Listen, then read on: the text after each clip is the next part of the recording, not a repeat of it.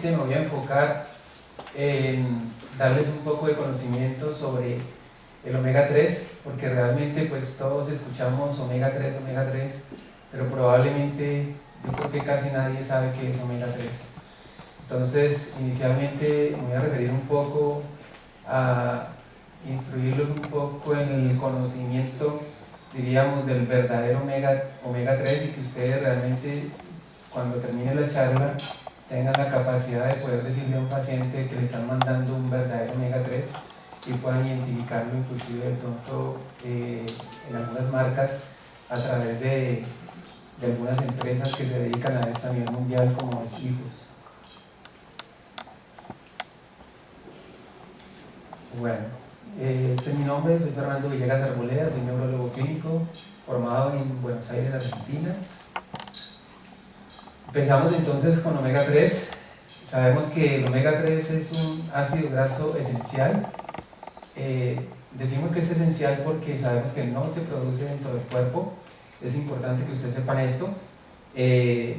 Son ácidos grasos poliinsaturados y que son fundamentales para la vida, precisamente porque no se forman dentro del cuerpo. Básicamente la división de ellos es en 6, pero los importantes son los que tenemos aquí presentes. El ácido alfa-linolénico, que es el omega 3 y es el que sirve de base para el EPA y el DHA.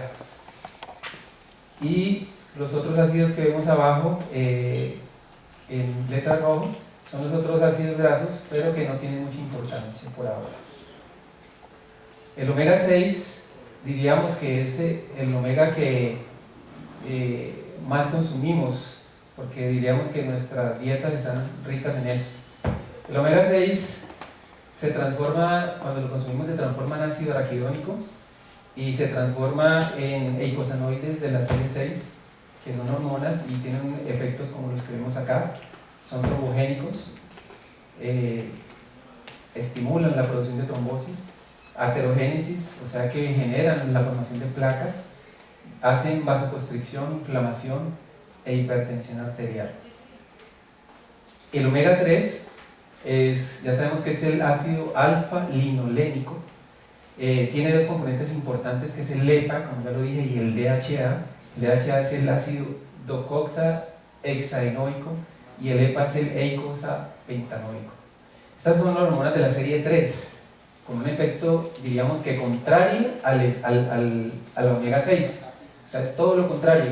Entonces, es un efecto antiagregante, vasodilatador, antiinflamatorio, antitrombótico, antihipertensor. Si se combinan los omegas 3 y 6, como ustedes lo ven por ahí en algunas presentaciones, 3, 6 y 9, encontramos que ellos se neutralizan. Entonces, y además de eso sabemos que el omega 9 no lo necesitamos. O sea, no es un ácido graso esencial, sino que es un ácido graso que el cuerpo lo produce. Por lo tanto, no lo requerimos consumir. Sabemos que los mares son cloacas del mundo porque reciben toda la basura y de esa manera contaminan a los peces. Entonces, es importante también saber que en una conferencia pasada se decía que cuál era el pescado ideal para consumir, porque sabemos que la mayoría están contaminados. Y llegamos a la conclusión que el pescado que más se debe consumir probablemente es el pescado más pequeño, entre más pequeño, porque es que el grande se come al mediano, el mediano se come al otro y al otro, y sucesivamente, y probablemente todos están muy contaminados con metales pesados. Y entonces llegamos a la conclusión que los pescados más saludables eran los de mar y pescados pequeños. Entre más pequeños tenían menos metales pesados. Los omegas 3 realmente los tenemos que buscar, como dice ahí, de grado farmacéutico, o sea, de alta pureza. Cuando ustedes escuchen que el omega 3 es de grado farmacéutico, estamos hablando de pureza. Y significa que cuando hay pureza, hay menos contaminantes. La cantidad de contaminantes en los omegas 3 farmacéuticos diríamos que son en cantidades muy pequeñas, que probablemente no nos hagan daño a nosotros. El omega 3, lo que ustedes ven en la calle, son los omega 3 de bajo rango, o sea, la concentración es muy bajita. Normalmente están entre el 20 y el 30% de omega 3. y el resto, la mayoría de estos omegas, el resto de, diríamos, de los centímetros que llevan en aceite, son contaminantes marinos. Por lo tanto, es importante, como vemos aquí, más o menos manejan un 12% de DHA y un 18% de EPA.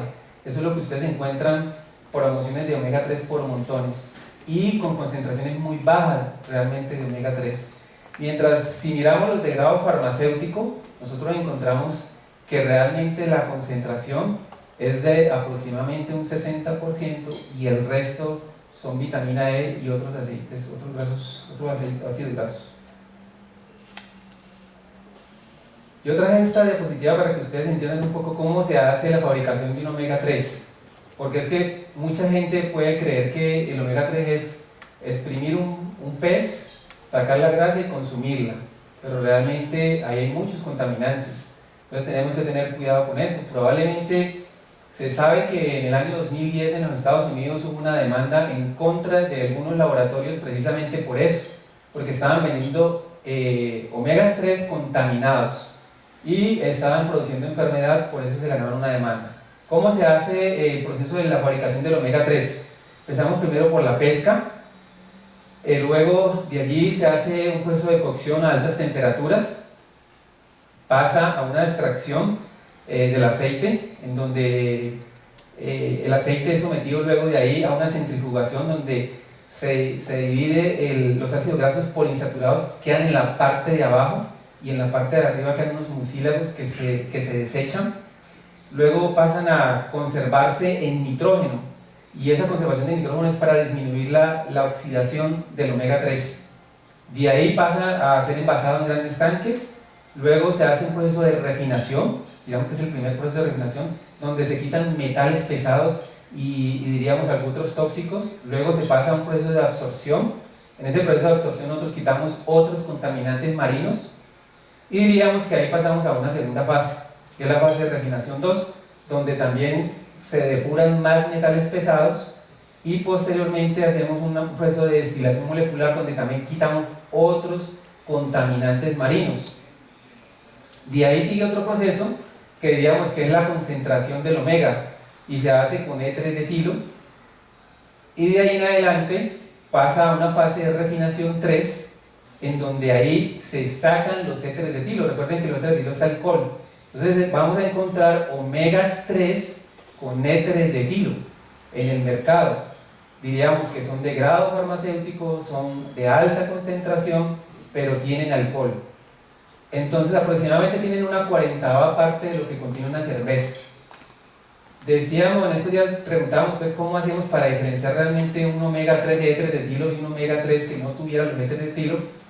Y hay una prueba que de pronto la pueden hacer ustedes, es coger un vasito de icopor y partir en una cápsula de omega 3, dejarla caer en el tarrito de icopor y observar si realmente ese aceite se come el icopor. Si se lo come tiene E3-detilo, si no es porque es un omega 3 de alta pureza que no tiene alcohol. El siguiente proceso se llama refinación 3, que es donde se le quita los E3-detilo y al final se hace una destilación molecular donde se hace una reesterificación y lo que se hace es que se vuelve otra vez a concentrar el omega 3. O sea que si quisiéramos consumir un aceite omega 3 ideal sería que tuviera todos los procesos completos. Ven que no es tan sencillo, por eso es que no es sacar aceite y sacar promociones como lo hacen pues probablemente en la televisión, donde usted compra 10 tarros y le regalan 20. No es la idea. Vamos a hablar de los aceites omega 3 también de las plantas, porque también hay mucha gente que dice no, es que el omega 3 de las plantas podría llegar a reemplazar el omega 3 que sacamos del pescado, y la idea es que también lo tengan muy claro. Sabemos que la planta tiene el ácido alfa-linolénico, pero no tiene las fracciones de EPA ni de DHA, porque esas fracciones las encontramos solamente en el pescado de los mares profundos y por eso no tiene las mismas propiedades, ¿ya? Se encuentran en algunas semillas, como dice ahí, linaza, chía, sachainchi, etc. Y lo que hace realmente es que bloquean, diríamos, como los ácidos grasos que se generan después de una alimentación normal, que es la que nosotros tenemos, porque comemos bastantes, diríamos, alimentos que generan omega 6. Entonces lo que hace es que hace como una inhibición del omega 6 que nosotros consumimos diariamente. El omega 3 sale de los pescados grasos o azules. Ahí tenemos algunos ejemplos: sardina, boqueró, caballa, palometa, chicharro, atún, salmón, anchoa, arenque, anguila, focas o morsas, etc. De ahí salen los omegas 3 con las fracciones EPA y DHA, que nosotros realmente necesitamos para tratar enfermedades un poco diferentes a lo que hace el omega 3 de las plantas. El huevo de la gallina de campo, que también es algo muy controversial, porque hoy en día, si yo le digo, este es un ejemplo que yo siempre le coloco a mis pacientes: vamos a elegir 100 médicos de la ciudad de Cali y le vamos a preguntar si la leche es buena y si el huevo es bueno, y la respuesta es que la leche es buena y el huevo es malo, y resulta que yo les diría, están totalmente equivocados, porque es todo lo contrario: el huevo es bueno y la leche es mala. Pero ese es un concepto que los mismos médicos tenemos tan arraigado que todavía decirle uno a un paciente que deje de tomar leche es una herejía, y eso tiene que quedar muy claro. Aquí vemos que el huevo de gallina de campo, y puse de campo porque la diferencia del huevo de gallina de campo con el huevo de granja es importante que ustedes lo sepan. Estamos hablando de que tenemos fracciones en el huevo de campo de ALA, EPA y de DHA en gran cantidad, pero si miramos el huevo de granja, tenemos mucho más omega 6 que omega 3, por lo tanto el huevo de granja es mucho más inflamatorio que un huevo de campo. Por eso los invito a que coman huevo de campo y que no le suspendan el huevito a los pacientes, ¿ya? Porque mucha gente, estoy viendo mucho todavía, inclusive médicos biológicos, que siguen recomendando comer carne, comer pollo, cuando realmente lo que nos está generando esto son omega 6 en grandes cantidades. Bueno, la gallina dice aquí que tiene una habilidad de poder transformar lo que es los ácidos grasos en ácidos grasos insaturados. Entonces la gallina tiene la posibilidad de crear ALA, EPA y DHA sin problema. El pollo, para algunos que creen que también que el pollo es bueno, el pollo tiene solamente unas pequeñas cantidades de EPA y de DHA, el resto es grasa saturada. Por lo tanto, yo no recomiendo el pollo tampoco como consumo diario. Los peces de criadero pues no tienen omega 3. Los omega 3 lo tienen los peces generalmente, o sea, la naturaleza lo ha creado para eso, para evitar que los peces que viven a menos 20 grados se congelen. Y aquí hay algo importante, y es que si usted tiene un verdadero omega 3, usted lo debe someter al congelador, y si el omega 3 se le congela, no es un verdadero omega 3, no se debe congelar.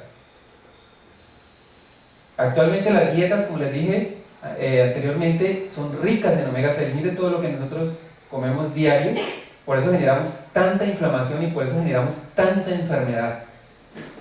Pero los seres humanos evolucionaron no de esta manera, porque esto es algo relativamente nuevo. Y sabemos que entonces que la proporción ideal sería un consumo de omega 3 y 6 de 1 a 1. Y sería lo más ideal para la salud. Clases de omega 3 de acuerdo a la absorción. Tenemos los de éteres de etilo, que estos son los que ya le había dicho anteriormente cuando veíamos el proceso, que quedaban que tenían alcohol. Se usan, son de alta pureza, son de grado farmacéutico, como yo les dije, excepto que tienen alcohol presente. Y tienen que tener mucho cuidado con pacientes que tengan problemas hepáticos y con exalcohólicos, probablemente que no les genere pues la ansiedad de querer seguir consumiendo alcohol. Los fosfolípidos, que son sacados de krill, el krill es el animalito que ustedes ven en la parte superior, parece un camaroncito, son muy buenos, son muy puros, de muy buena biodisponibilidad, pero tienen baja concentración, son costosos, diría que yo creo que casi el doble del costo del omega 3, que ahora vamos a hablar de él, y tiene un sello que lo garantiza, que se llama ICOS, que es el de krill. International Krill es la empresa que le da el aval. Y los otros son en forma de triglicéridos, son los más adecuados, se absorben en más del 90% del intestino, Estos son los que tienen la reesterificación, recuerden, donde otra vez se vuelve a unir los ácidos grasos, porque le quitan los éteres de etilo. Y este tiene un sello que es el IFOS, ya no es el ICO sino IFOS, porque es el International Fish Oil Standard. ¿Okay? Ese sellito aparece en el tarrito y es el sello que ustedes deben tener en cuenta para formular un verdadero omega 3. Ustedes pueden entrar por www.ifos.com y ahí van a encontrar las marcas que realmente están avaladas por IFOS. Las grasas, voy a hablar un poquito de las grasas porque a veces no tenemos claro qué son las grasas. Las grasas son por unión de átomos de carbono y oxígeno. De acuerdo al número de dobles enlaces, nosotros podemos catalogarlas como saturadas o insaturadas. Las que no tienen doble enlace son las saturadas, como la mantequilla. Las que sí tienen dobles enlaces son las monoinsaturadas y las poliinsaturadas. Las monoinsaturadas son las que tienen un solo enlace y las poliinsaturadas de 2 enlaces en adelante. Así se dividen las grasas, eso es importante que lo tengan en cuenta. Y en las poliinsaturadas encontramos el omega 3. El DHA se relaciona con buena salud cerebral, con buen desarrollo infantil y de la retina de los bebés. Ahora lo vamos a ver en la siguiente charla con el Dr. Rivera. El omega 3 influye en la actividad eléctrica y en la excitabilidad de las células tanto del cerebro como del corazón. La retina dice que tiene la concentración más alta de DHA de todo el organismo. ¿Hay alguna bibliografía ahí? Se recomienda consumo de alimentos ricos en omega 3 veces por semana, pero ya saben, tener en cuenta pues, que el pez entre más grande más contaminado, entre más pequeño menos contaminado. El omega 3 está involucrado en que favorece el perfecto desarrollo del bebé, generalmente en los últimos 3 meses de embarazo y en los primeros años de la infancia, que es donde realmente vemos que el omega 3 tiene una mayor influencia para el desarrollo del bebé. El omega 3 alivia además todo esto que dice aquí: dolores, colitis, psoriasis, dermatitis seborreica infantil, protege a los fumadores de POC, eso lo vamos a ver más adelante con el Dr. Jairo. Efecto protector y calmante en el cerebro porque suben el estado de ánimo y la concentración. Vamos a ver adelante algunos estudios de algunos investigadores.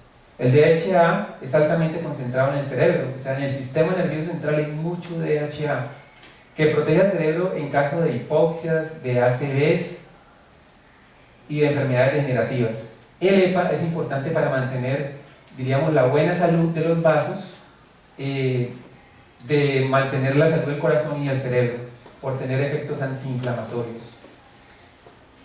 El ALA, ya lo habíamos dicho, es el único que está presente en las plantas. La mayoría de los ALAs que nosotros consumimos, ya sabemos cómo los consumimos, casi que de forma degradada.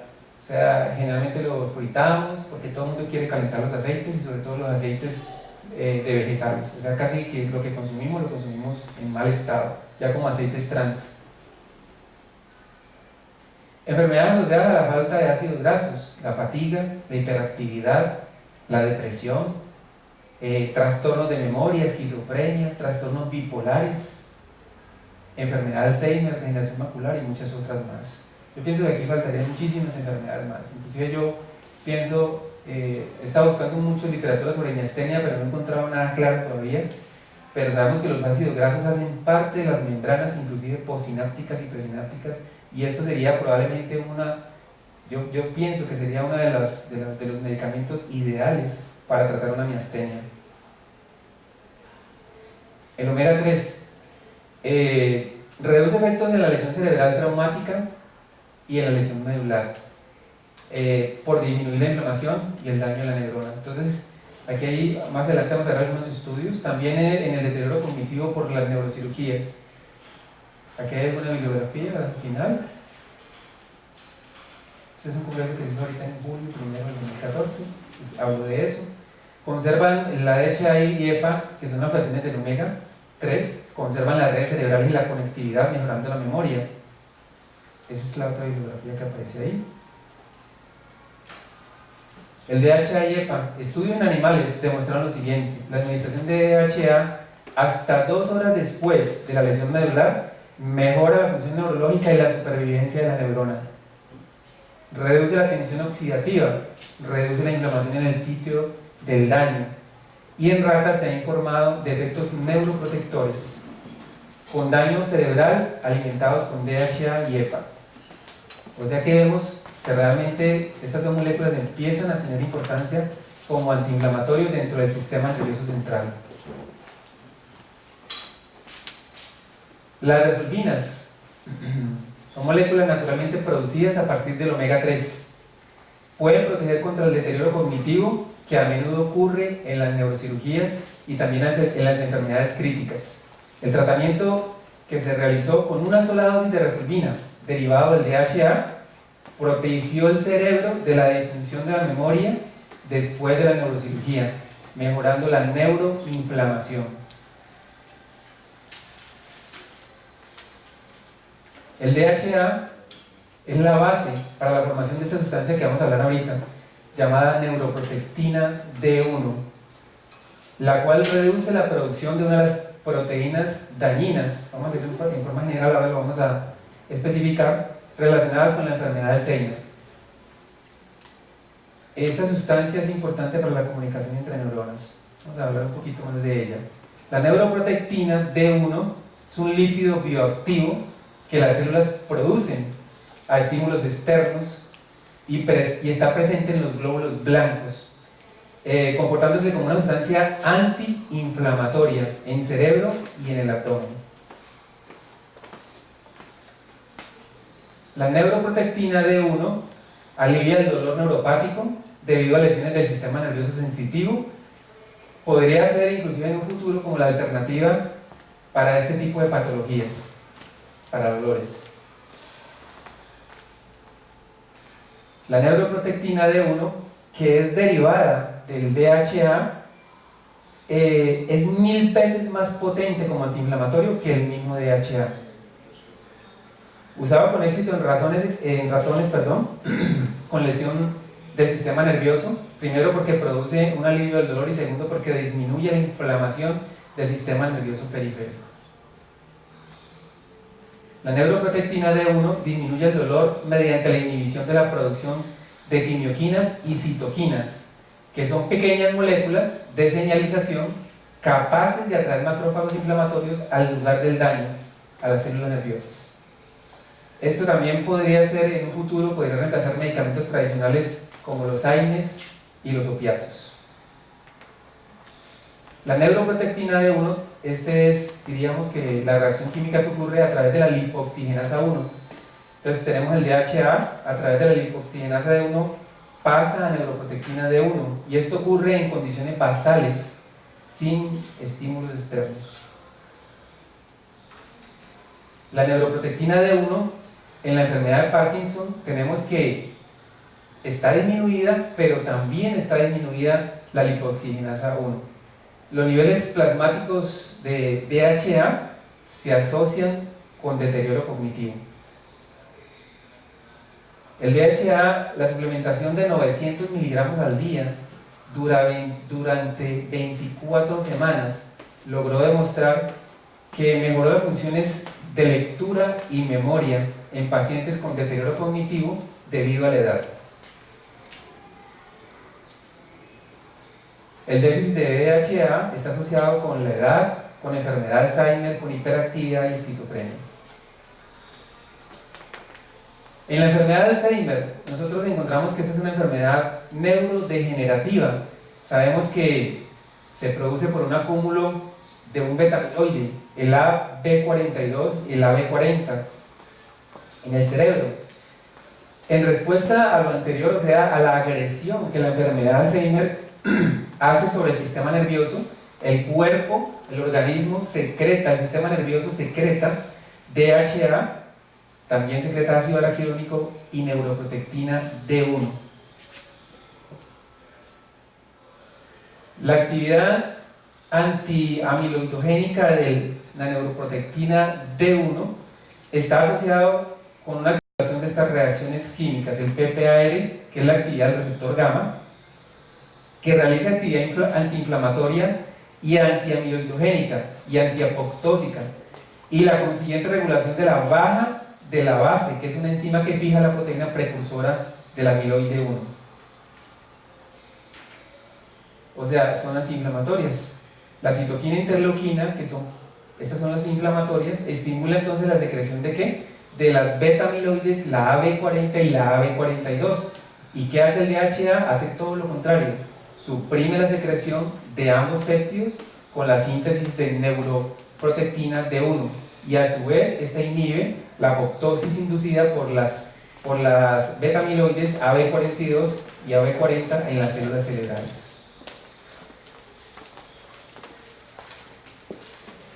Los péptidos amiloides, estos ya sabemos, provocan estrés oxidativo. Estos forman citoquinas, la interleuquina 1B y el factor de necrosis tumoral, que generan, diríamos que la progresión de la inflamación de la enfermedad de Alzheimer. Muchos estudios apoyan que la concentración del DHA mantiene la integridad y el deterioro cognitivo en el cerebro. Bueno, conclusiones. Los ácidos grasos omega 3 son lípidos nutricionales cruciales que deben ingerirse con la dieta para mantener la homeostasis. Son componentes clave de las biomembranas celulares requeridos para el desarrollo y para mantener la integridad celular funcional. El miembro esencial de la familia de los ácidos grasos, omega 3, el DHA, es ávidamente retenido y concentrado de forma única en el sistema nervioso, particularmente en los fotorreceptores y en las membranas sinápticas. El DHA es necesario para la neuroprotección y el envejecimiento exitoso, para la memoria y otras funciones. La síntesis de neuroprotectina D1, un mediador lipídico estereoselectivo derivado de DHA, está inducido por neurotrofinas y por el estrés oxidativo. La neuroprotectina D1 ejerce potentes acciones antiinflamatorias e induce supervivencia celular, reduciendo la apoptosis celular. El DHA contrarresta el deterioro cognitivo asociado a la edad, y las dietas ricas en ácidos grasos esenciales omega 3 están asociados a una tendencia a reducir el riesgo del deterioro cognitivo. Muchas gracias.